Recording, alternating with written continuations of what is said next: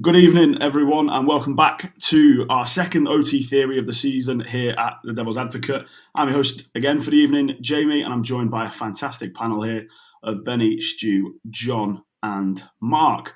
Not gonna lie, 4 minutes into the game yesterday, I was sat there thinking, there's no chance we're doing this show because this could turn ugly here. And if we'd have got whacked 4-5-0 by Forest, we'd have cancelled this one. But luckily, the Reds in fine fashion and true OT style, we came through, and it was a good day. Shout out to all the protesters as well. I was there. It was good voice, good numbers, and hopefully the message stays. But we're going to move on to OT theory now. Obviously, as you'll know from the first show, it's the show with no agenda. We've got no negativity here. It's just daft questions that you'll have with your mates down at the pub. We have to do that virtually because we live all over the place. Today's topic is two titans of football, two of the best football teams to ever grace the pitch, both in the pantheons of the greats. The United treble winning side of 99 and the United double winning side of 2008 have long been discussed as the two greatest United sides of all time, but which one was the best one? So with the help of these handsome men, we're going to try and dissect that over the course of the next roughly hour on your Sunday evening and on the bank holiday weekend. So get your comments in if you agree with us, disagree with us, and we'll have a great show. So firstly, Benny, how are you doing, my friend? Are you all good? I'm all good, my friend. How are you? I'm very good. Thank you very much for asking. Jubbly. Stu, you doing all right, my friend? Very well, thank you. Very well. Looking forward to this. Good. Yeah, I think it's going to be interesting. This very, very interesting. I think there's going to be some good, honest debate about how we both view, or how we all view both teams. So I'm really looking forward to this. Good, and you scored your first goal of the season, didn't you? You were telling us before. It was an absolute pearly, real power header from the back post, which took about 10 minutes. In fact, it made Willy Bolly's facial goal yesterday look like a bullet. Yes, but I'm on the score sheet, so yeah, I'm happy with that. I have to ask though, if it's a real power header, how can it take 10 minutes to cross the line? It sounds what happened was I was hanging in the air Ronaldo-esque.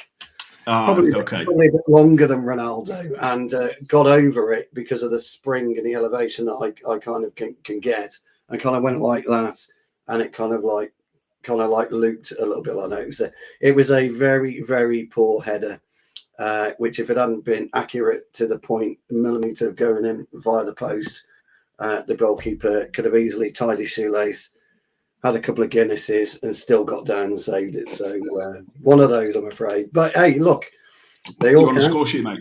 They all can. Exactly. Smashed it. Proud of you. Well done. John, good evening. Your first time here on OT Theory. Thank you very much for joining us. How are you doing? How's your weekend been? I'm good, but the more I look at this very carefully designed background, the more I think to myself that people are going to think I'm a bit of a weirdo, with all this Ferguson stuff here. I mean, it's I don't know if anyone has ever seen the episode of Alan Partridge when he goes to someone's house and the whole house is decked out in things of Alan Partridge, and Partridge freaks out. I think if Ferguson came over here right now, I think he'd be like, I'd cancel that cup of tea I was going to have. I think it looks mint. And to be fair, there's worse people involved in football for you to have a shrine dedicated to. So, Yeah, definitely. Fantastic. Mark, my friend, my friend, how are you doing? You all right? I was until that intro. But yeah, absolutely fine. Thanks, mate. I feel like Stu probably needs to work on his physics because all those angles to me in my head were wrong. But there you go. But you forgot the ghosting in part as well. Sorry. Yeah, sorry. I wasn't just standing there like a brick wall. He's just always got something negative to say. Come on. Absolutely ghosted it. I don't want to talk about my my goal in pre-season that would have hit the stanchion if the stanchions were still around. In fact, it would have been buried in there, and that would have been Trevor Brooking-esque, wouldn't it, Benny?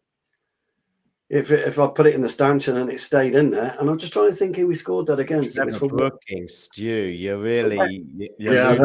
losing these guys here with that. Mark's just looked at me going, not me. I know exactly who's on about. I also know the exact goal he's on about.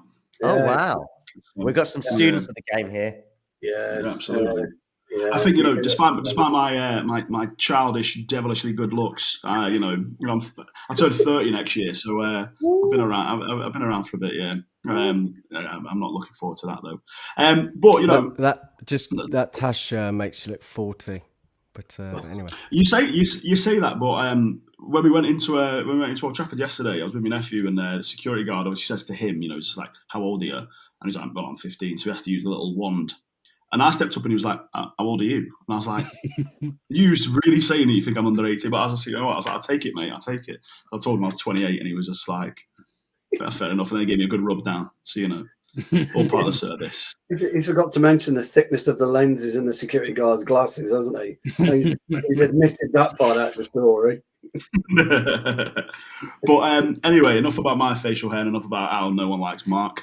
We'll get straight in that. Now, before everyone loves Mark, we're only joking. Before we really get into the nuance and the nitty gritty of it, I want to come to each of you and just ask who your original leanings are towards. So if I was just to ask you straight off the bat, who you think the better side is, Benny? Do you think it's 99 or 08? 99. Stu, I get the feeling you're going to agree with that. 99, yeah, definitely. Okay, John. I'm going 08. It's super close, but I am going 08. Do you want me my reasons, or shall I hold back on? We'll save that for now. We're going to go for gut reactions originally, because then we'll come back at the end and we'll see if anyone's changed their initial impression. But 08. Yeah. Mark, yourself? 99 for me as well. See, I'm going to go with John here, and I probably would edge 08 as well in terms of as a footballing machine and as a football side. I think, and it is obviously very close. And luckily we're talking about two United sides here. But yeah, it's very close. So John, I'm going to come to you then. Elaborate a little bit. What you say it's really close. What do you think edges it to the 08 side? I mean, of course, the fact that 99 have the FA Cup does give them a huge amount of evidence leaning that way. By the way, I like it that we're 3-2 because that scoreline rings a bell to me. I can't remember where from. But yeah, I'm going for 08 for a few reasons, because the question is framed as which is kind of the better team. And that Portsmouth result is what messed it up, because I think we would have had Cardiff in the final if we'd got there. I know there was a semi-final in between, but it was a freak result that can really happen and came very close to happening a dozen times in that treble run. But of course, we were the beneficiaries of maybe one or two bits of luck in that 99. I also think the squad was a bit deeper in 08. I also think we had the best player in the world in 2008. And that 99 team didn't have the best player in the world. Also, the squad, as I say, the team that played in the 2008 Champions League final only played together once. That entire 11 started. And that was the 11 that Ferguson wanted from the beginning of the season. Players such as Nani and Anderson played a much bigger role than I think Ferguson wanted to. It was just because we had quite a few injuries, and Ronaldo himself was suspended at the beginning of the season. So they suddenly, and Tevez too, barely played any football all summer. In fact, I think he was rushed back because of that Ronaldo suspension. And Rooney got injured on the opening day against Reading.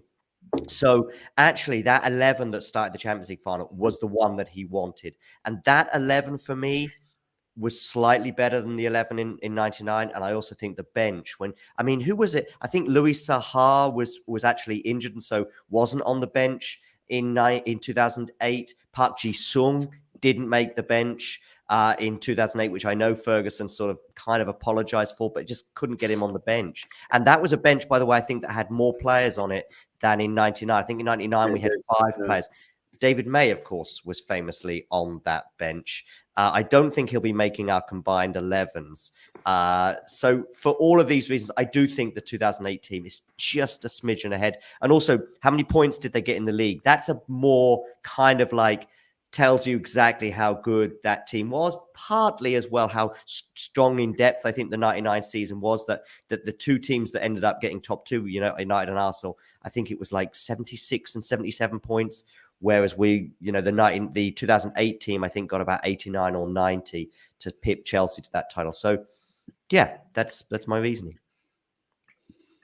Yeah, I mean, it's good reason. I mean, as a fountain of knowledge as well there. Stu, I can see you look like you're about to chomp at the bit to say something, so I'll come straight to you. John's obviously laid the gauntlet down there in terms of his justifications for his decision. Do you agree? Do you disagree? Anything you want to add? Well, I don't necessarily disagree, but I would argue the fact that on the night of 99, there was no Keenall, there was no Scholes due to suspensions. So Nicky Butt came in, did an admirable job. And I was there actually. Who was I was at the final in 2008, Stu. So wasn't there a night? But who was? Yeah, who was the better team on the night between Bayern and United? Come on. Oh, Bayern were the far better team. But the thing about Beckham centre mid and Giggs on the right didn't work. It didn't. No, the thing about football is, and I've always said this, and I always will, that it's goals that count, and you can get battered for 90 minutes and nick it 1-0. Look at Liverpool today, really, is a great example.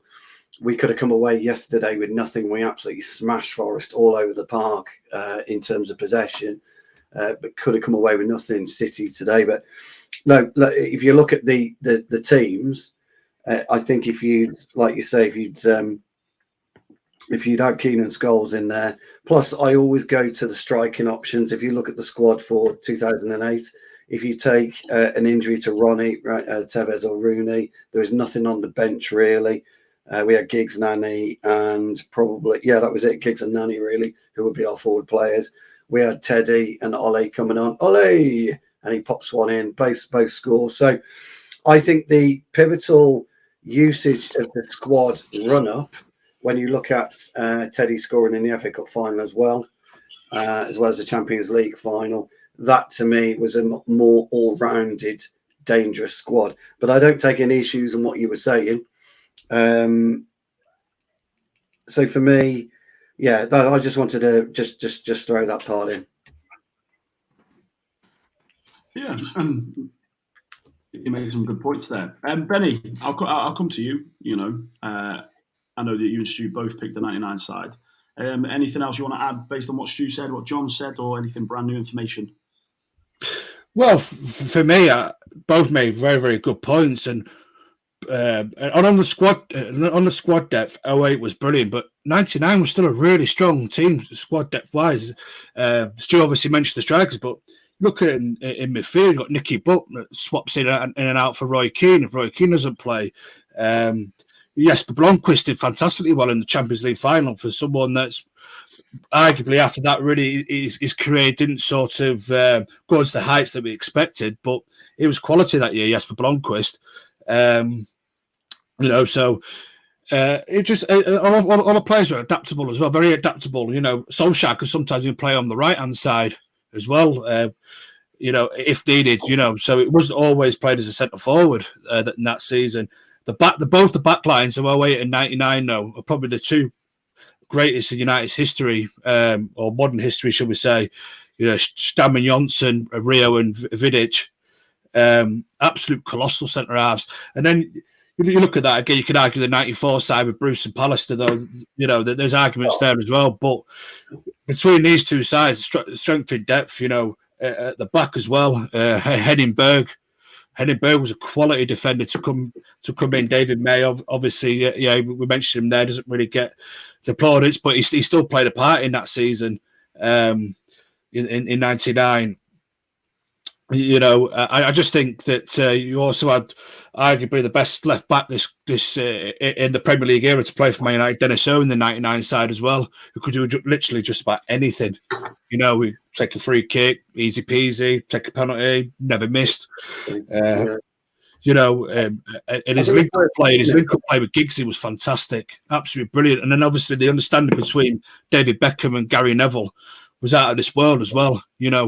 Absolutely out of this world. You had understanding and partnerships left, right, and centre. I think John Commode mentioned it in the comments earlier. Better individual players in 2008, I agree.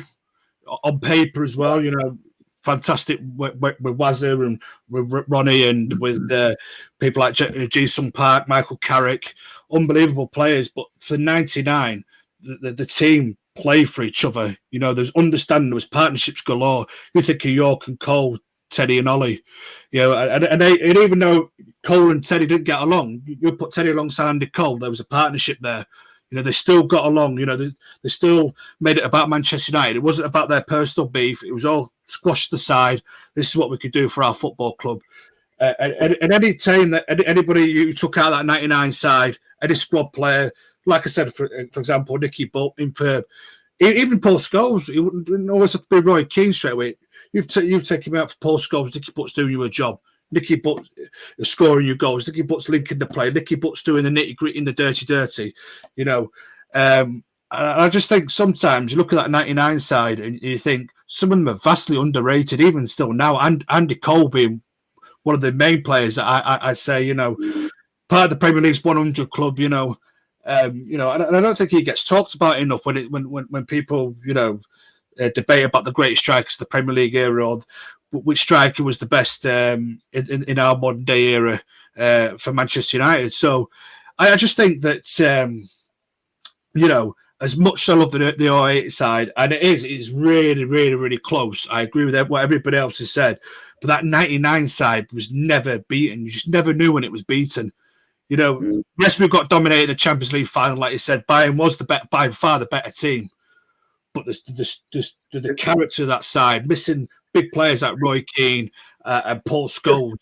Benny, just touching on that, mate. You know what you were talking about Blomqvist? I think people seem to forget that Blomqvist went into that final with a cloud, a big rain cloud over his head because of the Roy Keane incident. Against Juventus. It was his ball, sloppy pass. Roy Keane goes in. And he had a brilliant final. The character, because I remember fans, we were discussing it, everyone was discussing it. Oh, fucking hell, Keane's out for the final, we're going to have real problems. And so it transpired, we did. I mean, it just wasn't the one area that Bayern gave us problems. I mean, all right, Carsten Janker couldn't have hit anything. I mean, I think if he was on the goal line, he would have missed that night because everything just didn't, you know. But they had the brilliance of Mehmet Scholl. Do you remember the brilliance of? Oh, he was terrific. And Blomqvist went in there. So did Nicky Butt. And you are right, by the way. Nicky Butt did play his fair share of games. He came in for Scholes or Keane. But those two, particularly with Scholes and Keane both missing, had real pressure to them for them to perform, and they did. And so I thought it was worth mentioning that as well. Yeah, absolutely. The fantastic points there from everyone, and I'm going to come to Mark now. We've had a lot of conversation there. You obviously mentioned that the 99 team for you is the best. Is there anything else you want to add there, or anything that you've picked up on that you maybe want to elaborate on or talk a little bit more about before I come and ask you the next point? Yeah, I think obviously it's a great conversation, isn't it? And ultimately, if you ask the same question to someone at a different occasion, they probably say the other. And I think that, you know, it is very much all subjective. Obviously, I was very fortunate to be on the cusp at that time, being about 10, to see the 99 final, really appreciating football more so at that time. But yeah, I just think for me, 99, you know, the competition we faced. John mentioned earlier about the league being closer, and I think that really on paper, being devil's advocate here, maybe the competition was a little bit more fiercer. You know, the squad we had, and you know, at times the season was absolute magic. You know, you think about Ollie's late winner at Anfield in the cup. You know, Keane obviously against Juve. You know, Ollie scoring 4 times in 12 minutes against Forest. You know, all those sorts of things. And again, another partnership which really sort of came into fruition at that point, Cole and York, absolutely hit the ground running. And you're absolutely right. We do all forget, Benny, about Andy Cole and Dwight York, really. Cole, by the way, sorry, Mark, to just jump in here, but Cole and York also wasn't part of Ferguson's plan. Cole was very close to being sold in the summer of '98. He was keen on Kluivert, to bring in Kluivert. Ferguson was in summer '98. Right. But Kluivert ended up, I think he ended up going to Barcelona. And he also, in an interview, if you watch, there's a really good video, or it was on video, I don't know, of a review of the 99 season. And it begins with the summer of '98, the potential takeover by Sky or Murdoch, etc. But very quickly, it moves also to transfers. And Patrick Kluivert is actually interviewed, and he said, for me, there was only one club in England at that time, and that was Arsenal. He was only interested in. But in the end, he chose them. But the Cole combination didn't even become a thing until kind of accidentally in the September we played Southampton. And I think one or two players may have been injured. I think his preferred, he was obviously going to play Dwight York, but actually Cole was on the fringes and barely started a game in the first 6 games. And then suddenly the partnership clicked. I think Ferguson also got a bit lucky in that I don't think he was thinking, I'm going to get Dwight York because I think he's going to be a great player to go alongside Andy Cole. It just sort of happened. And that's not a criticism of Ferguson or even a criticism of the 99 team, as you say, magical season. But just thought I'd add a little bit of info to that. Yeah, that was really fun info as well. Actually, I love that. I'd like a whole show just with you talking about stuff like this, please, John. Anyway, go, Mark. I interrupted you. No, honestly, wonderful to listen to. Honestly, I think as well. I have this conversation a lot, and whilst Rio and Vidic, we obviously remember them as absolute powerhouses, and there's absolutely no doubt about that. But I just think watching Jaap Stam and the absolute monster that he was kind of an amalgamation between both of them, really, in essence. And I just, whenever I have this conversation with people, I always kind of make a comparison and relate to him just because he was just so amazing. You know what I mean? And look, listen, as I say, if I was talking about Premier League all-time 11, I'd probably have Rio, Vidic, whatever, but just Stam was unbelievable. And as I say, all of those things for me just made it a more exciting time for me to watch, I think. Don't think there's any right or wrong, by the way. Some really good points. And the video that he's on about is the treble season video. I do remember that now when I mentioned the Kluivert bit. They did actually go to Kluivert, and he was saying that he's more interested in Arsenal. And let's not forget about the 99 squad. The year before, Arsenal did the double. Mm-hmm. And the pressure was on because Arsene Wenger came into English football and brought his unique style and his, he ripped up the sort of the go-to plan of how English football was always playing. He brought his own way in with all his dietitians and all this other stuff that he brought in. So Ferguson had to adapt that side pretty quickly, and when Arsenal won the double, everybody's thinking, could this be now an era of Arsenal dominance? And then to quickly change that around, I always remember that Overmars goal, Yeah. When they were at Old Trafford, that guy with the frizzy hair that was celebrating with the Arsenal, we're thinking there, is this our time over now? Is it now Arsenal and Arsene Wenger? Are they going to be now the new sort of, and just like in 2008 when you had Chelsea, coming through. So, it's no right or wrong with this one. So I think this is whoever chose this topic, like I said last week, whoever choose these topics, absolutely brilliant. I love it. Both teams, thanks, mate. Both teams. Sorry, go on, John. Both teams, of course, had an era of their own, if you like, in terms of 3 championships in a row. Yeah. The 08 one was, of course, in the middle of the 3 seasons, if you like, 07, 08, 09.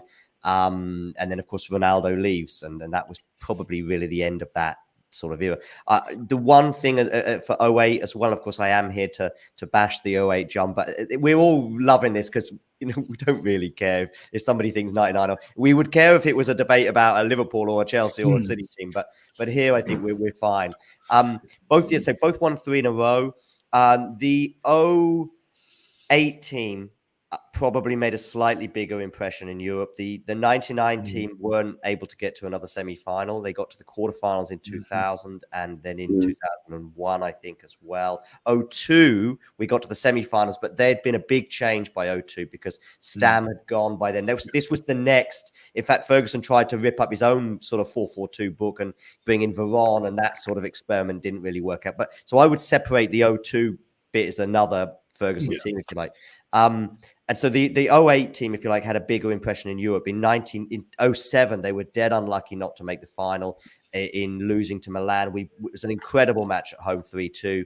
And then we just had no defenders for the return. In fact, we had no defenders at home. I remember Ainsley and Evra, who I think were playing centre-half in that 07 semi-final, bumping into each other and Kaká tapping. Ainsley was it, yeah. And so I just think that 07 or 08, 09 team could have actually won 3 Champions Leagues. I mean, no one had won a back-to-back Champions League until about 5 years ago. I think Madrid did it. So in 25 years, and really we were, for 11 minutes, I know it's only 11 minutes, but we were also the better team against Barcelona in 2009, and I was in that final as well. I thought we'd win that match. That's what made that 2009 Champions League final actually one of the most painful results and I remember Leeds 92 as well, losing at Anfield that year. That was probably the number one most painful result, and will always be. We could get relegated and nothing will come to that pain. But anyway, I've made my sort of point regarding both sides. I think just very quickly for me as well, trying to be on the fence a little bit more. Reece will be happy about this.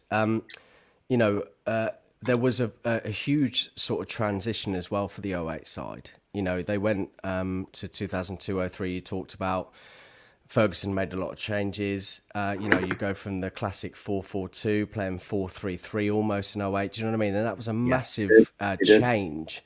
And I think that kind of emphasizes that team a little bit, just because there were some radical changes at that point and almost a different style of football from what we were used to, obviously. I've got a question for you all, actually, because and that is, I looked at the two, and for me, it was always 99, and I don't know whether I'm leaning towards 99 purely because I was there, and I was caught up in the euphoria of it. I don't know. Euphoria is an extremely dangerous emotion. We all know that. You'll get caught up with it. You make rash decisions, but also I looked at the teams, and I looked at which team I would like to play with, which team I would like to play in. And so that's my question to you guys. If you to have a look at the two teams, where would you fit yourself in? Which team do you think you'd get the most enjoyment out of it? For me, it would be 99. I just feel it would. By the way, let me be clear about this.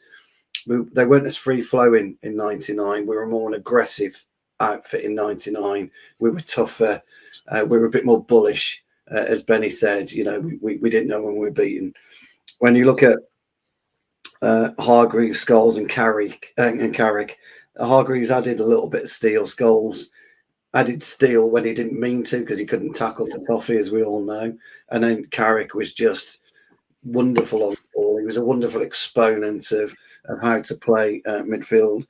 And then you've got, Tevez, Rooney, and Ronnie. Now, the interesting thing about those three is they could be eloquent as well as bullish, whereas York and Cole, there was no eloquence about them. They weren't dainty. They couldn't really take on a player properly. They would never drop the shoulder, whereas Tevez could drop the shoulder. Rooney could drop the shoulder. So for me, I think I would have suited 99 as a player. So that's my question to you. Where do you think individually you would suit which team as a player? I can see some very puzzled faces there. I can jump in. It's a good question. Yeah, go on, John. It is a good one. I can jump in. First of all, depending on where I was playing, but given that the midfield 3 scenario might mean a little bit less running. If you're in a midfield 2, you've got to be Roy Keane, basically. I know he didn't play in the final in 99, but Roy Keane was an insane, covering every blade of grass, as Ferguson mentioned in his book. In his better autobiography, there's 2 autobiographies he did, and his first one is amazing. And the second one felt rushed for me and actually quite thin and didn't really give much depth. That's not a criticism of Paul Hayward, who basically ghostwrote it, but it just didn't have anything. The other one, even just the wording, you look at the wording of the 2 books, and one sort of seems to have huge gaps. And, I read it in a day and a half, and the first one is sort of jam-packed and so much good stuff in there. Anyway, one of the things he mentioned was the bloody goal. So I'm going to go with 2008, irrespective of whether I think either team's better, just because I'd probably have to do a little bit less running in that midfield. Also, if I think I would be all right as an inverted winger. I'm not a great player, by the way, but in that sort of inverted winger that we would have, say, with Ronaldo sometimes playing on the left and cutting in on the right, would be okay for me as well, because I'm probably not someone who's going to get to the byline and cross one in either. So any of those sort of various positions, 08 would suit me slightly better. Yeah, I'm gonna sort of echo John here. Is that for me, and I'm happy to, I might be completely wrong here, but for me, 08 a show of a lot more sort of technical prowess. I think, you know, the 90s, as far as a footballing age go, some people now still see it as it was hoof the ball up, and it was, you know, get down a wing, cross the ball in, and a few of my friends were saying this, is that during lockdown, I don't want to dredge all that up, but obviously they were doing reruns, and they were doing like showing old football matches from, you know, 92 onwards through the birth of the Premier League and stuff like that. And the standard of football is very much a far cry from what we used to, you know, these days. And that's why I always think whenever somebody says, "Oh, this City side would run rings about," it's like, yes, like of course they would, like, because there's so much more like. And there's so much more sports science involved in it. There's so much more technicality involved in it. You know, if you were to go to a football fan in '92 and start talking about, you know, double pivots, left half spaces, inverted fullbacks, and stuff like that, they'd be like, "What are you on about?" Like, you know, you play with a centre forward and you hoof the ball up to him and they score. So for me, that 08 side, we weren't quite as technical as hence why Guardiola and his Barcelona team, you know, managed to rob us of some more deserved Champions League silverware. We just weren't at that level of on the ball, like the ticky tack possession and stuff like that. And you've seen, like, when Henry does that thing, that clip that always goes viral about him, I think it was on Sky Sports, where he talked about how meticulous Guardiola was in terms of his the first 2/3 of play. Everyone had their position, blah, blah, blah. But I think that United side was one of the closest we got to it. So I think for that reason, I'd like to play in it as somebody that, you know, I like the technical aspect of the game. I reckon I could do a job instead of Ronaldo if you were to put me on that left wing as well. The drinking, by the way, the drinking would have been 99. So, I mean, you could get... Yeah. I mean, that 90s team, I mean, going back to Brewston Pallister and, you know, Gordon Strachan, I know I'm going back even further here, but he said that with Brian Robson, for example, you know, he just couldn't keep up with Robson. And Robson will be first in the training the next day. But in terms of, so back to the drinking and the party thing, the guys still had a good time in that 99 season, I think. By 08, I think there was not so much unprofessionalism, if you like. The interesting thing, what you say about drinking, that drinking culture, Robert used to take beer into the cliff. He used to take beer into the cliff, which is, but that's how it was. I mean, managers back then, and George Graham would tell you this. If you ask George Graham, and he was really honest, he would tell you that if the Arsenal players hadn't gone out drinking after a win or whatever, he'd want to know why. You know, what's going on, and that's how it used to be, that drinking culture. But what Jamie says is right to an extent about the way that football is. But I can tell you, as a player, all right, the best players can play on any pitch. The posers of today can't. They can only play. I was waiting for this. I'm surprised it's taken 32 minutes. The best players. That's bingo for me. Yeah, right. The best players can play on, you know, pitches where it bobbles and they can control the ball. And you know, we've had that. You know, the last minute goals that we scored at Old Trafford, Benny will remember in 99, throughout the 90s, you know, the bobble, you've got to really concentrate on what you were doing. I've interviewed Andy Cole on 4, 5, maybe 6 occasions. And in fact, he told me that story at Le Mans back in 2017, John, that he feared for his place at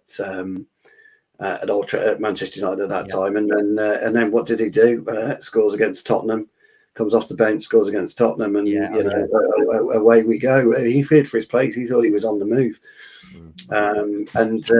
If you ask him, he doesn't know what it was that clicked between him and Yorkie. He said they were friends off the pitch, but obviously Yorkie was an absolute animal. He was a complete animal.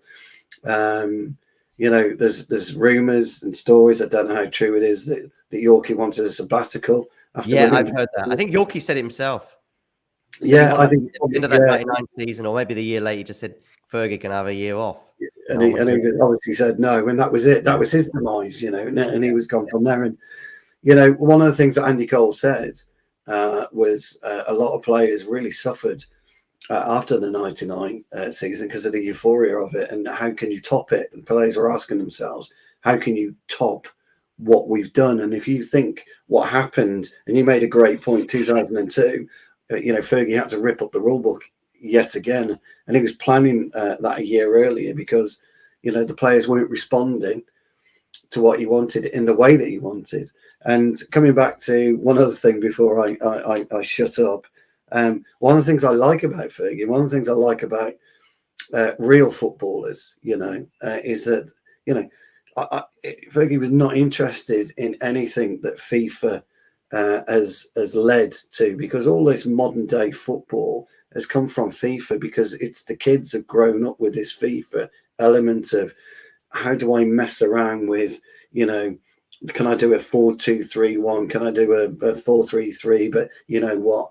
I won't actually make it a 4-3-3. I'll have a fucking Christmas tree and I'll put a fucking angel on top or a star and all this. And it almost goes back to when you see these coaches, and it makes me laugh really, because it's like they've got a playbook now, like they've got an NFL playbook in their hands, when really, the football pitch size hasn't changed in years, in hundreds of years. It just hasn't changed. The goals, they're the same size, and you can physically only fit 22 fucking players on the pitch.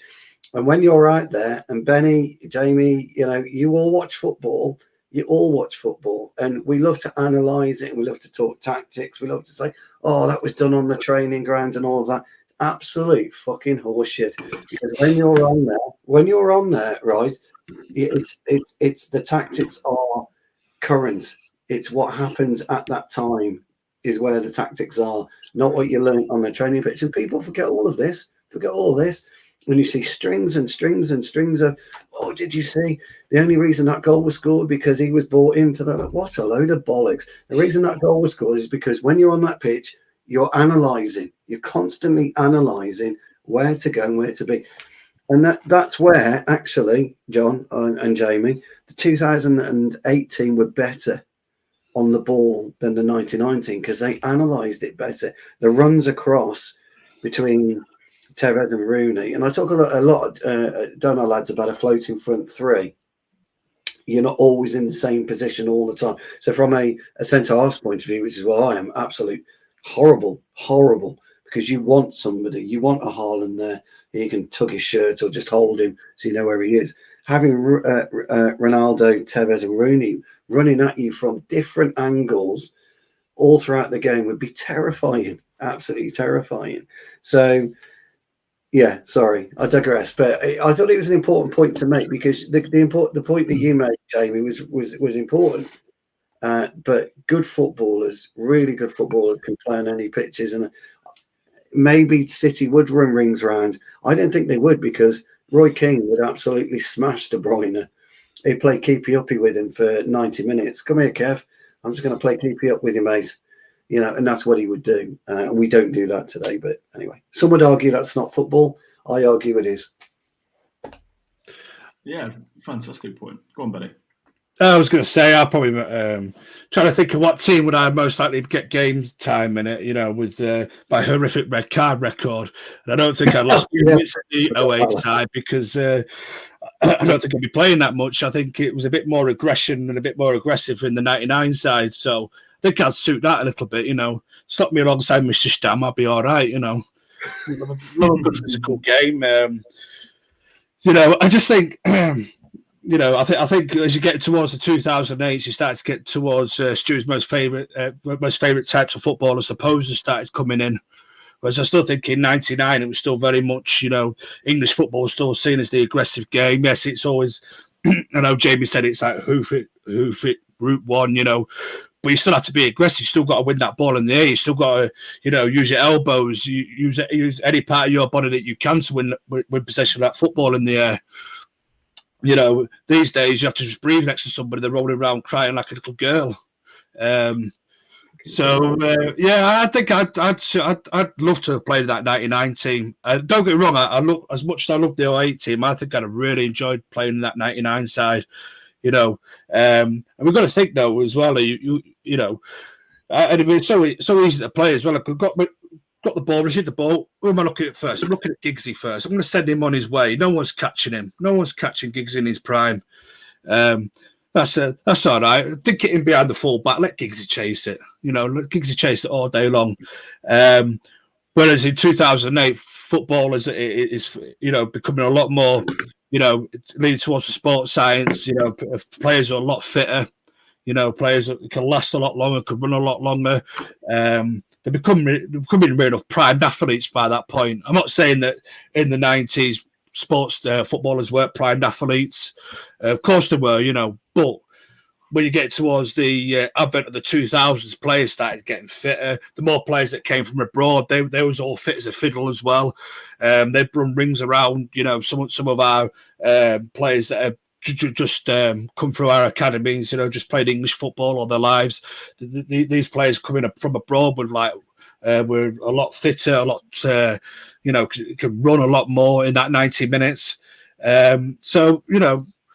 I just think 99 was probably the last sort of side where you could probably get away with, not being as fit, not being as physically fit. You don't have to look like an athlete. You don't have to look like a primed, you don't have to have around a six pack or anything like that. I think, I just think I would have suited that a little bit more. And I probably would have got a little bit less red cards than I would have done in the 08. Because Stu will tell you, though, the amount of my sending off said the referees are booking me. I was asking if I want a red card the car park before we even kicked off. So, something? Benny made a great point right about, because Benny's a goalkeeper, and one of the things Benny would have loved, you'd love to play 94, wouldn't you? 92, 94. Oh, yeah. When you could actually come up and say, "Oi, Brucey, get out of my way, kid." Yeah, exactly. Because you could punch your own play, you could punch the opposition as well. 2 for 1.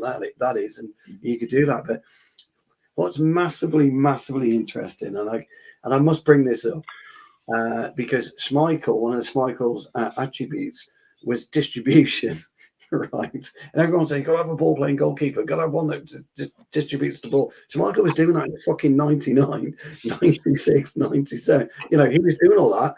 I mean, we were at the match yesterday, and obviously the Forest keeper, he utilised the ball quite quickly, didn't he? Utilise it with his feet. You utilise it in a different way. Well, that's modern goalkeeper. Is it bollocks? It was Alex Stepney used to do it. It's been gone. All this has been going on for ages and ages and ages. And you get some bald person coming from Barcelona. It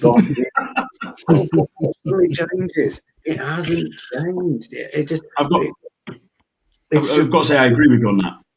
Yeah, it's just we've got weaker. Football's got weaker. And I was listening to some of the guys behind me. I mean, when you go to match days, it's quite comical, isn't it? You got people. Oh, I thought we were pressing. Why aren't we pressing? And you're thinking, we're pressing in zones, mate. We're not pressing, in people's faces. We're pressing in zones, and that's what. We were doing this. Again, the 2018 didn't press in zone, because we always had the ball, didn't we? We had the ball a lot in 2008. In 99, we didn't always have the ball, and we were a bit more resolute in our defensive shape. Whereas in 2008, we were resolute in the way that we attacked. I think, and we'll talk about this later, but I think our defensive structure was better in 99. In 2008, just to throw that carrot out there. John's face. Oh God. I've got to say though, Stu. Sorry, John. I've to say this quickly, because I think we've spoken about this before, Stu, that nothing in football is new. Is that everything is just a rehash of something that came, 40, 50 years. It's like fashion. It goes in fashion and out of fashion. You think. Back in the 30s and 40s, it was common for people to play with two defenders, and we're effectively seeing a rehash of that now. The Brazil team of the late 60s, 70s used to just play with 4 number 10s rather than a striker because they could just rotate the positions around. And again, we're seeing rehashes of that. So I think you're right. And also, just to clarify, I don't think that the football in the 90s was just who fit. No, I know you don't. Yeah. No, we know you don't. I just take that as an example. It's an easy way for people to reduce it down. When you look at it, when you look at the patterns of play that we saw in the 90s, is a lot of it exploited. We were good at making the pitch wide, as wide as possible. With the wingers that we had, we were good at putting the ball on a sixpence. I completely agree with your point. And you raised some really interesting points there. Right, John, sorry I cut you off there. Yeah, I mean, I don't want to elaborate too much because I think we'll probably come to that when we choose our sort of joint 11s. But the back four in 08, I mean, Gary Neville, of course, was in '99. It was Wes Brown in Wes 08. won it, Yeah, really. I mean, Gary Neville, I think, barely played the whole season. I think he might have come on against Roma in a sort of not quite a dead rubber, but I think we'd won the first leg 2-0 away, and we were, once Rooney put us ahead in the home leg, we were pretty much home and dry. But yeah, in fact, John O'Shea was occasionally the right back.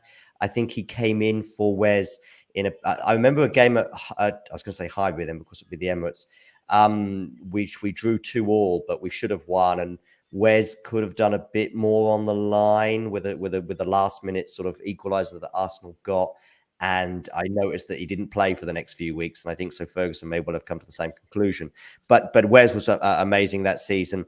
I completely get Stu's points about Irwin. You know, arguably the best fullback in the club's history, possibly. Yeah.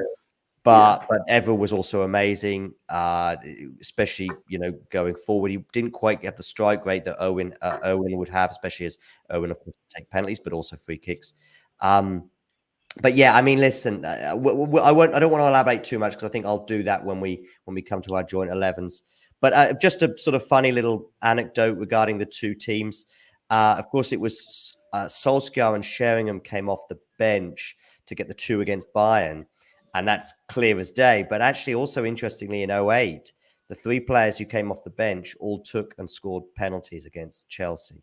So they all played a huge part. Anderson, I think Anderson came on in like minute 119. So he clearly was just coming on to take as a right back, wasn't it?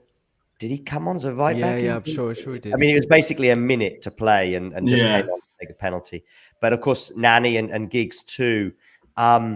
We were the better team in that final against Chelsea for 45 minutes. I mean, we just murdered them for 45 minutes, arguably playing some of the best, you know, football under Ferguson in that 26 years that he was there for 45 minutes. Unfortunately, because of the weather, I think was it Rio who slips? No, Van der Sar slips, doesn't he? As he comes out to what would have been a rudimentary pickup, and Lampard scores and goals change games. And for the second half, you know, we were hanging on at times, and I think Drogba hits the bar. We regained the momentum when Ferguson tweaked the lineup a bit and we kind of went 4-4-2 at times with Hargreaves on the right in that Champions League final. And in the extra time, again, we were the better team. But I don't know where I went off at a random tangent there, but I just want to sort of just hold back a little bit though regarding some of the things that Stuart said, because I think I'll address them when we come to our joint 11s. Yeah. That was quite. I'd forgotten about the penalty takers. Yeah, because obviously in '99 we didn't require penalties. No, of course. I see. Yeah. Sorry, I'm only joking. Of course, McLaren, interestingly, coming to '99, when we get the equaliser, McLaren turns to Fergie, and this is, I mean, just gold.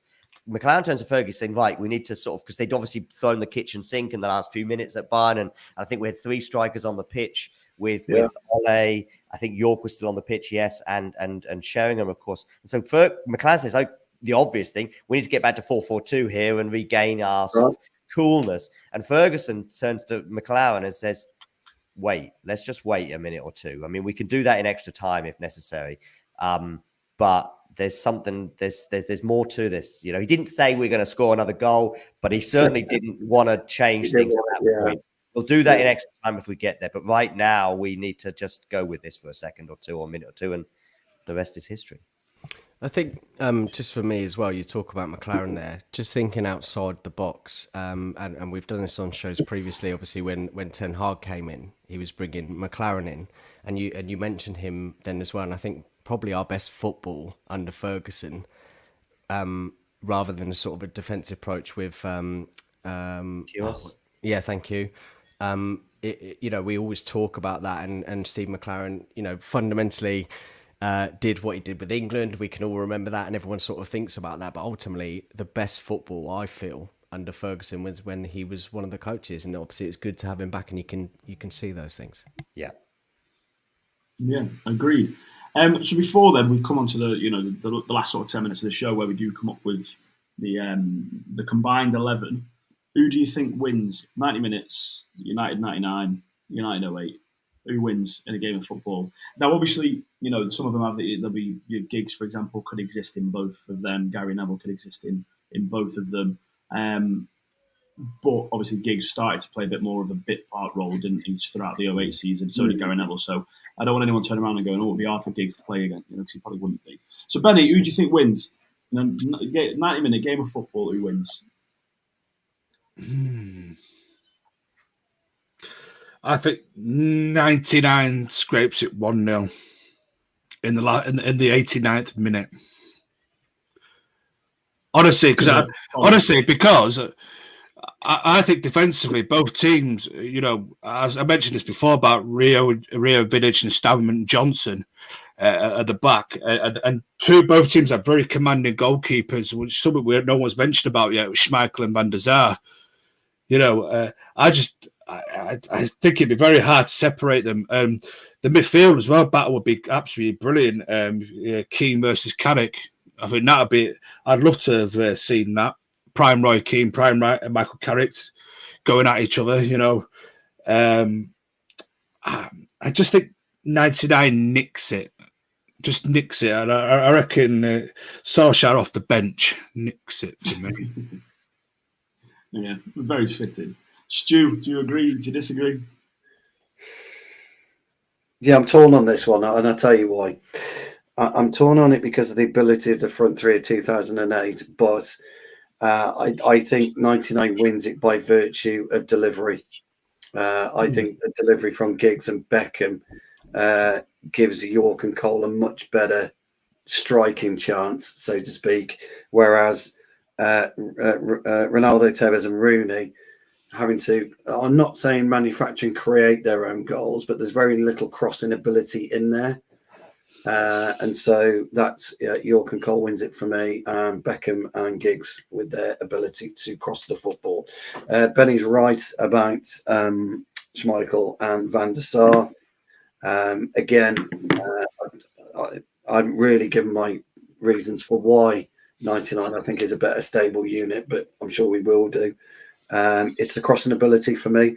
It's a very small part of the game, but it's the crossing ability which allows its accuracy and danger for me. I mean, Jesus Christ, you put Van Nistelrooy in the 99 team, fuck me. Jesus. By the way, Wes Brown, I think left-footed cross, was it for Ronaldo's header in the away final? I mean, I completely agree with Stu, by the way, crossing. I mean, Beckham, probably the best crosser of all time, and Giggs got better throughout his career as well.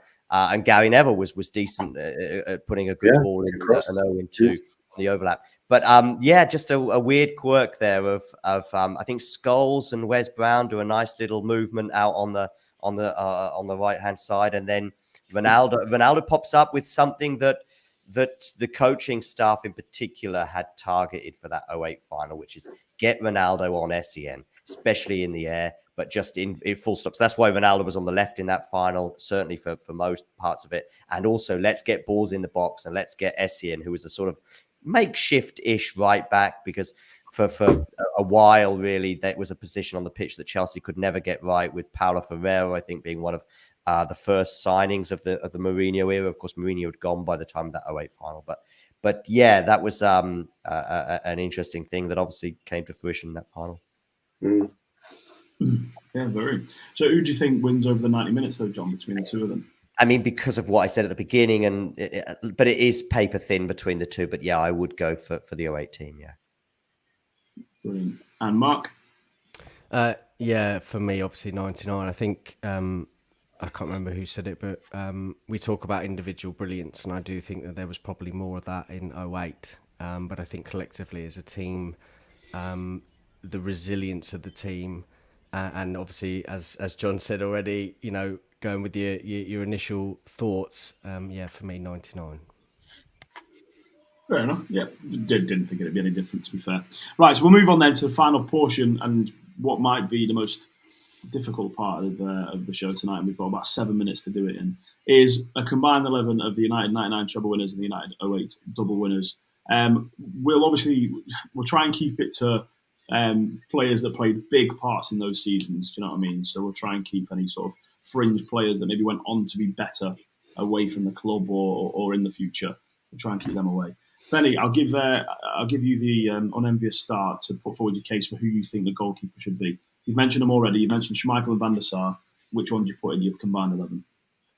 This is where I can't choose between the two. Honestly, I grew up as in the era of Peter Schmeichel, and he was my first goalkeeping idol. Absolute colossus in net. For a big guy, his agility was unreal. So commanding, he always shouting, so talkative. Communication was absolutely top notch for Schmeichel. You always knew he was going to be in for a bollocking if you didn't do, if you didn't clear a ball or you make a mistake. Schmeichel was on top of you. Whereas Van der Sar was a little bit more laid back. Still great communication. Could probably play a bit better with his feet though, with the ball at his feet. Schmeichel's distribution was better from his arms, from his throwing. His throwing, he used to hurl a ball like it was nothing. But Van der Sar, I think, was better with his feet. And I don't know, man. Who could I pick? Should we go for Schmeichel? We'll go for Schmeichel just for the long, a little bit more in terms of longevity, and obviously. I just think he's an absolute colossus. He feels the goal, but there's very little to choose between them. Yeah, I'd agree. I think you could put either keeper in either era, and the outcome would still be the same. More than likely, I think Van der Sar plays in that 99 side and wins the treble, and Schmeichel I don't think makes a difference to us really in the 08 one. Is everyone in agreement that we stick Schmeichel in? Yeah, Schmeichel. I mean, I think. Most people would disagree with me, but I would go Van der Sar. And there's a couple of reasons. But yeah, stick Schmeichel in because there's four against one on this one. But let me just make my case for Van der Sar very quickly, which is that made a lot less mistakes. And actually, if you go back and watch some goals that Schmeichel conceded, including in that Champions League final, he was at fault. It was only because of Schmeichel's reaction where I think he smashes his hands together and shouts at a few people. You just assume it's not his fault. It's his side of the goal. He should easily save that goal in the Champions League final that Mario Barca scores. And so when you were talking about switching the keepers, I'm wondering if we win that Champions League final 2-0, by the way. True. And John has a good point, though, because in 99, Schmeichel was making a lot more mistakes, and that's ultimately what led him to, wanted to die for English football, basically, Definitely. So, and Ferguson sent him off on holiday 10 days mid-season because he was having such a bad first half of that season. That Ferguson sent him off on holiday for a 10-day break somewhere in the Caribbean. And he came back and did much better in the second half. And, he's still an absolute legend. But also, even if you just go watch other goals that we considered in the 90s, there were a few. And I'm thinking, actually, on reflection, maybe he could have done a bit better there. But listen, as I understand, Schmeichel was the best goalkeeper in the world at times during his 10 years at the club as well, whereas probably Van der Sar never quite got to that level. But in that 08 season, I would go for Van der Sar. But yeah. To be fair, just to clarify as well, Van der Sar would have been my choice. I can see why people go for another 3-2. Yeah, because Van der Sar also didn't play for City at any point in his career, so that's that over him. Good point. So, good point. It's one of those. It is one of those, and it's very, very difficult choice. Before we move on, one thing I think we should consider. Now, I'm guessing we've all picked our combined 11s anyway. Yeah. So it would be interesting to know what formation. Not that. Yeah, that was a tricky thing to do that I had as I was putting my team around. But actually, because of the players I've gone for in the 11, they kind of actually they would work in a 4-4-2 and a 4-3-3, as it turns out. Because he, for example, could be in a midfield 3 and he could also be in a front 3. So actually, and he could also obviously be in a 4-4-2. So funnily enough, as it turns out, my team can fit both. So we can go with 4-4-2 and I'll just shoot out the names that would fit. So mine was the exact same.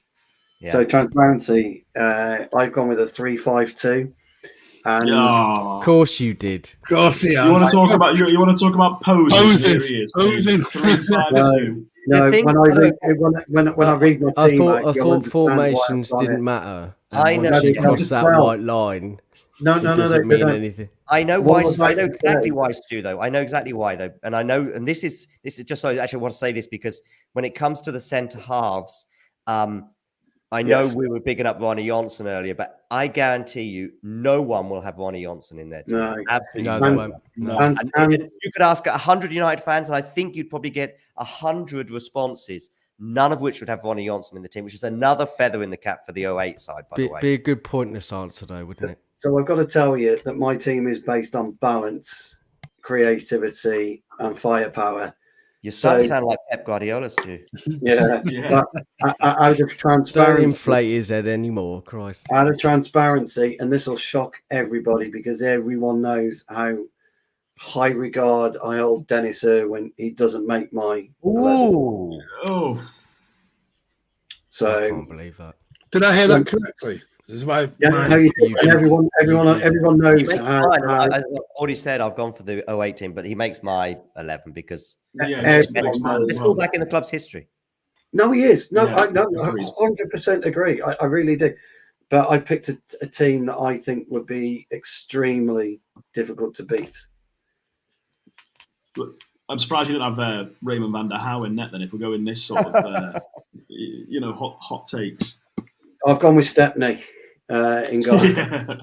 No, I just thought I had transparency because the whole idea was to pick the very, very best 11, but that best 11 has to fit into. I'm the guessing style Gary of play. Neville's not in your team either, Stu, and nor Wes I Brown. Right? don't have two traditional fullbacks. No, you're absolutely right. I don't. So I know who your back three is, and it's not David He's May. got- He's got Jonathan Green in playing at wing back or something. Hasn't he? That's what he's done. I forgot because he was on the bench as Phil well. Neville in there somewhere, isn't he? Yeah, he was. I've got Kushak in goal. David I've May got were on that bench. I've got Kushak in goal, obviously. Right, so Uh, go on then, Stu. So I think the rest of us have gone for a more traditional format. You know, Yeah, something that Ferguson I- would have played at some point. I can pretty much. I think I could get your 11. So let me give you my 11 and a quick reasoning why, and then you discuss, because this is what it's all about, isn't it? To discuss. So my and Schmeichel was always, I think he's my all-time favourite goalkeeper. If Gary Bailey could go into any United team ever, he would be my all-time favourite goalkeeper because he was my very first autograph when I was, I think, 8 or 9, something along those lines. My back three is obviously Rio, Vidic, and Stam. So Rio would play in the middle, Stam and Vidic either side of Rio, and that would work well. My midfield three, and you'll understand this, is Holder of Keane, Scholes as an 8, Carrick as a floating 10/8. It's a phenomenal balance that gives me. That then leads me to Giggs and Becks for right and left, and they can obviously play a nice wing back. And our front two, Tevez doesn't make it, so I've gone with Ronaldo and Rooney. Now, as a team, as an 11, that gives me all the balance I need. Now, because I've gone 3 at the back, I can't go with Dennis. Now, I would love to go with Dennis up to the halfway line. If it was to the halfway line, Dennis would be in for Giggs for me. I couldn't remove Beckham because of his crossing ability and the danger. But the reason I've gone for Becks and Giggs is penetration, energy, distribution, accuracy. And then tell me about a midfield three and tell me about a front two. That's how I've tried to look at it. So I've done it based on all the players available to me and what's the best system and the biggest chance for us to win. And I think that for me. But look, it's pained me. I was in tears not to put Irwin in. And you guys know what I think of Irwin. I think he is arguably the best fullback in the club's history, and I love him. So he's on the bench. He's my vice captain on the bench, my cheerleader, my man. Dennis Irwin is as a cheerleader.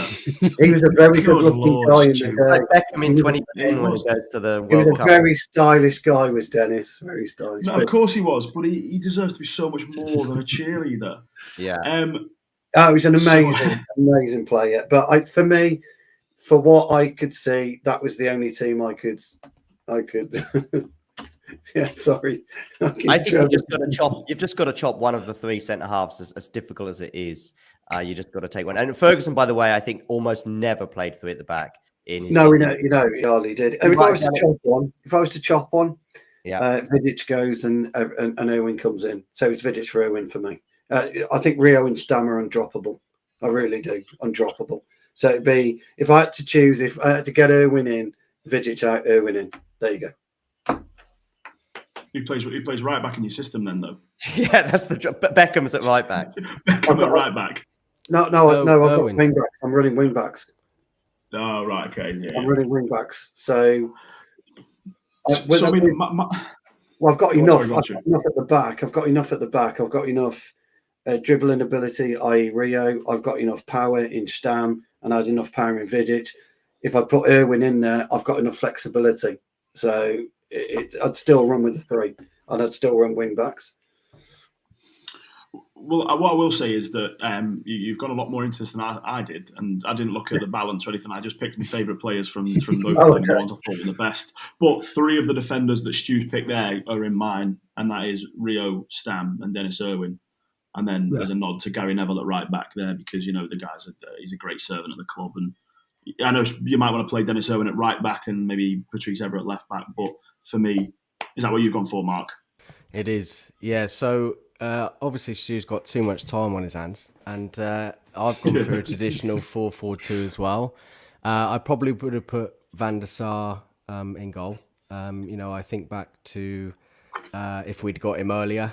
Obviously, we signed him in 2004. Was it 5? Yeah, should have got him then. We should have got him then, and that was obviously a disappointment. As I said, I didn't really appreciate probably football as much at this time, and Van der Sar was an absolute stalwart for me. I would have had Irwin at right back. I would have had Sam, Rio. Obviously, difficult to drop Vidic, but you know, that's what I would have done. Evra on the left-hand side, of course. Beckham, Scholes and Keane, Giggs on the left, and then Rooney and Ronaldo up top for me. Good side. I think everybody has Rio in their team. Yeah. I think everybody, or at least until now, I've heard Beckham is in all of our teams. He's in mine anyway. Yeah. I'll just go with my back four. I won't elaborate too much more, and then someone else can take the mic. But my back four, it does have a difference to everyone because I don't think anyone's got Vidic in their team. I have because I had Vidic. Yeah. I had Vidic. And I've got Vidic and Rio, so I've dropped Stam. I know it's a tough one. One of them has to go. Exactly.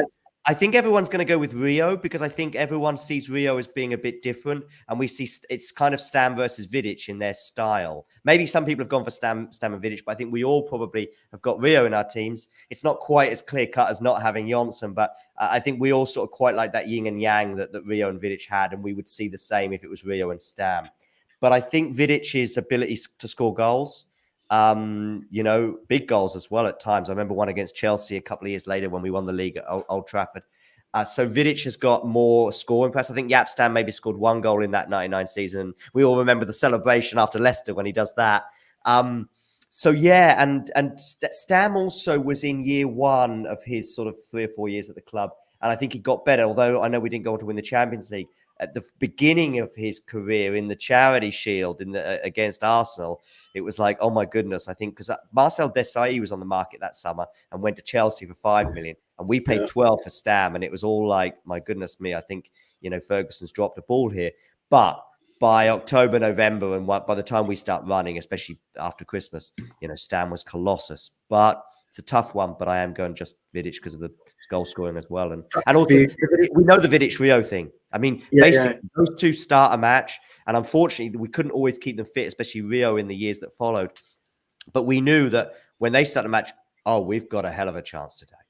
And I remember for the Chelsea quarter-final Champions League, I think Rio had been struggling with an injury, and surprised me. He started that it was the away leg, and I was like, oh, we're probably keeping a clean sheet today. And if we're probably keeping a clean sheet, we might win this. And we did 1-0 thanks to a Rooney side foot.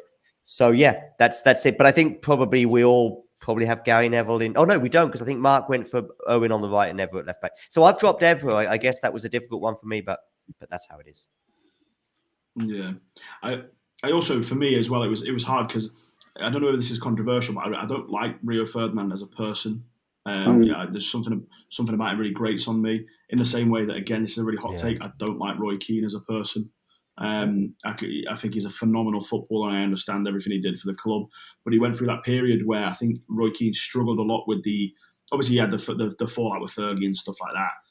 But he went through that period where he really struggled with being a pundit that was maybe associated with United a little bit. And I think he tried a little bit too hard to be unbiased. And he made comments, I think it was after the Champions League against Real Madrid, when Nani got sent off, when Mourinho was the manager of Madrid and Keane was in the studio giving it, that United were poor and the night it was a red. And I think for that, it was a bit like, I thought, he's turning a corner. I think he's becoming a bit more likeable. Being around Michael Richards has helped him. And, him doing work with the club again, announcing the shirt this year was a bit of a weird one. I was like, oh my God, never thought I'd see that. But yeah, so going back with Rio, so Vidic, I much preferred him as a centre-half, as a person and his character. And again, I agree, it's only for that ball-playing ability that's why I've stuck my case in there for Rio to put. But I think Stam and Vidic, again, are probably interchangeable. I'm sure someone else will tell me if they're not, in their opinion, and somebody had more experience in the 90s than I did. But I agree with everything else John said. Benny, we've not really come to you there. So what's your defence looking like? Because you might be able to help us split some hairs here and make some final decisions. Mine was just pretty much the old recognised back four, like Irwin. I had Irwin in there, I had Stam, I had Rio, and I had Gary Neville. I think with Gary Neville, though, I think he's another one that's not really appreciated highly enough. Is England's still to this day, England's most capped right back. And I think he doesn't get enough recognition of how good he actually was. Now, Gary Neville always downplays himself, when he speaks about himself in the media. He was never that good enough, he had to work hard at his game. But it just goes to show you, how hard he actually worked at his game, that he's still, to this day, England's most capped right back. Obviously, I know he didn't play the European Cup final in 08. He was injured, but he's still technically a double Champions League winner. I just think, I had him in there at right back. I couldn't drop Irwin at all. I still think he's the best defensively as well. He's the best wing back or right back, left back, whichever way. He can even play centre half as well, because I remember when he went to Wolves, he played centre half quite a bit as well. So if he was to drop Vidic out of Stu's team, put Irwin in, he could easily play in a back three. As one of the central holding players. Just a quick one, Benny. Irwin for me is in my all-time Premier League 11. He's in my all-time. He's in my all-time. He was just unreal. But he's in my all-time 11, but I couldn't fit him in from a balance. I knew what I wanted from a team. He played 3-5-2 with a Trek Artista and all this other nonsense. I knew what I wanted from a team.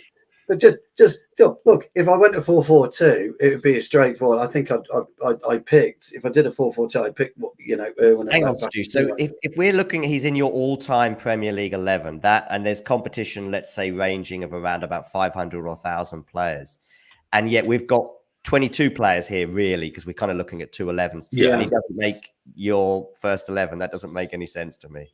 It's just balance. That sounded a bit like David Brent there, Stu. I love this. It's the first time I've ever seen him speechless. Thanks, John. Balance. It's just balance. I forgot, actually. I will admit this. I forgot that Irwin did actually play centre half on a few occasions for Wolves, and he was quality. I did forget that. So I can now certainly play in a back three, I think. And now I can get him in, and Irwin makes my. But right. I wrestle with it, but Yeah. So because obviously we've gone 15 minutes over our allotted time, and I knew we'd end up like this because there's a lot of knowledge in here. There's a lot of good points being made. So for the sake of time, let's try and wrap up the defence. So what I'm hearing, correct me if I'm wrong, is that we're all going to go for Dennis Irwin. Mm-hmm. Yeah. Rio Ferdinand. Yep. There's been some shouts for Vidic, but I think the strongest shouts have been for Jaap Stam to go in there. Yep. And I'm really sorry, Mark, but Evra's not going to make this 11. It's going to be Gary Neville at right back. Yeah. You're outvoted there. You've upset me twice on these shows now. Yeah. Oh, mate, here's a thought. Stop picking players that don't get into twice in as many weeks. Twice in as many weeks. Thanks, Trev. Yeah, I do apologise. So then midfields, we've heard shouts for Giggs and Beckham on either wing, and not really hearing any arguments as to otherwise. No. Maybe there's an argument to put Ronaldo out there, but again, I'm hearing that he's playing up top for a lot of people. Keane gets in. That's what I've heard from a lot of these. 100%. Again, phenomenal. His performance in Turin, I think, in itself gets him into the side. He was a phenomenal player. So then it's the other spot next to him, because I don't know what everyone else thinks, but for me, it's Michael Carrick. Ooh. Why are Carrick in my three? I had Carrick in as well. Carrick in his three. Yeah, I had Scholes alongside him. I can see that. As I said to you earlier, I can go 4-4-2 or 4-3-3. And in a 4-4-2, it's Keane and Scholes. In a 4-3-3, I can put Giggs up front and have Beckham in the three. But let's make it a little bit easier to follow.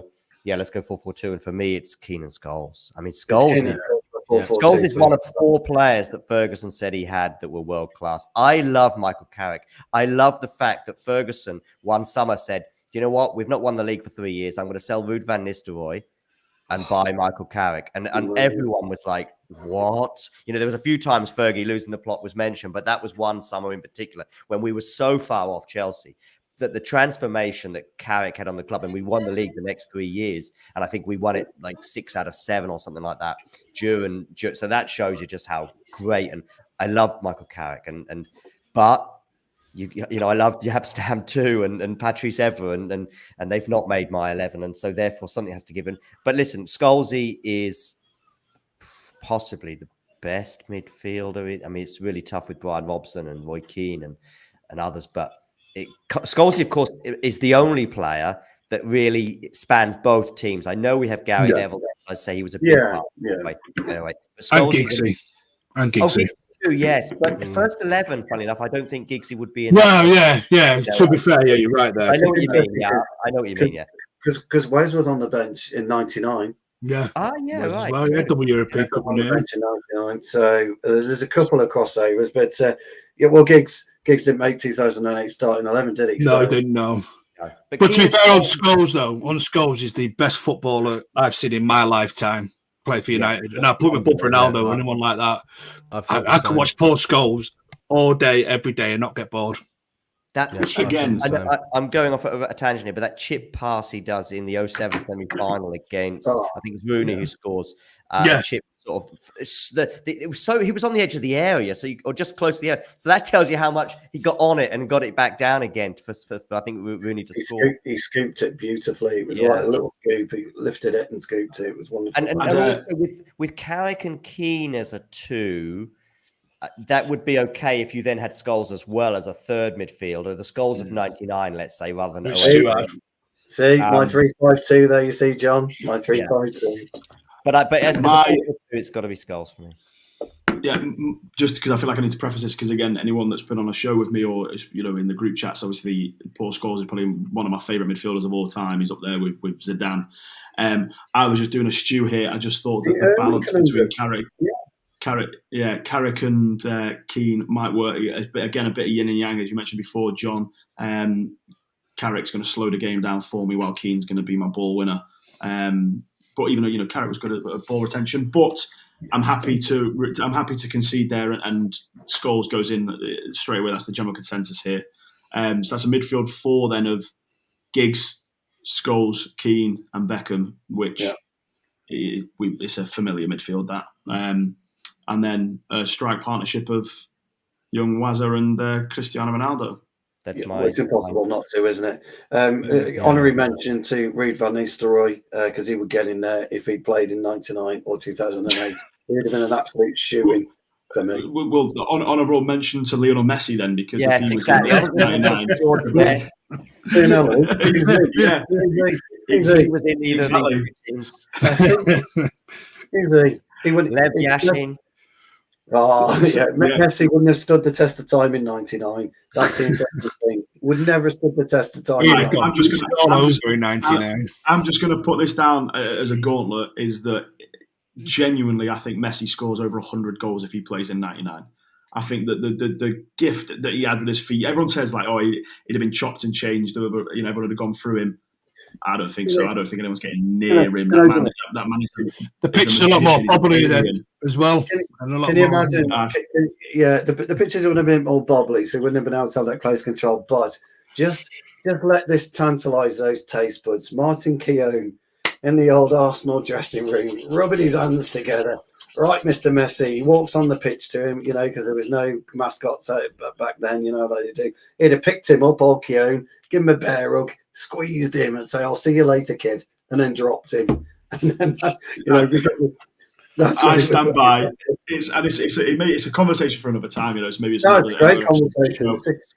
But I genuinely do not think that you're telling me the likes of Vinnie Jones is not getting anywhere near Messi, let alone being able to go through him. And it's the same with the likes of a lot of these players these days. But anyway, that's a conversation for another time. We're running out of time. People need to shoot off. Right. So just to clarify, so we've got a teacher in his shorts and shot him. So just to pull everything back and to round everything off nicely. So we've got a starting 11 of Peter Schmeichel in goal, despite the shouts of Van der Sar. The back four of Gary Neville, Rio Ferdinand, Jaap Stam, and Dennis Irwin. And then a midfield four of Ryan Giggs, Roy Keane, Paul Scholes, and David Beckham, with Wayne Rooney and Ronaldo up top. And of course, managed by the greatest manager of all time, Sir Alex Ferguson. Fantastic. Well, gents, thank you very much all for coming on. That was, I said, I reckon we'll start to run out of time eventually because I knew the conversation would get flowing, and it did, and that was fantastic. Thank you all very much for spending your Sunday night with me. I really appreciate that. Thank you everyone for watching. Please like, subscribe, go and follow these guys all on social media, and we'll see you next time. Enjoy your bank holiday, and all the best. Ciao. Ciao.